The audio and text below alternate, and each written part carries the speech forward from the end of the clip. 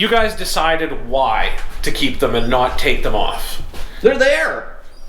I mean, it's like getting rid of something that's 3/4 good and 1/4 bad, right? Sure, you can, but if you have the opportunity to make it work, why not at least give it a shot?